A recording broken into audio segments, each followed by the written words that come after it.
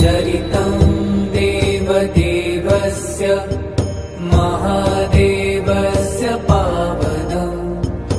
अपारं परमोदारं चतुर्वर्गस्य साधनम् गौरीविनायकोपेतं पञ्चवक्त्रं त्रिनेत्रकम्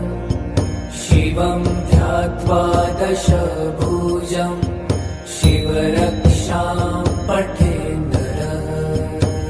गङ्गाधर शिरः पातु भालमर्धेन्दुशेखरः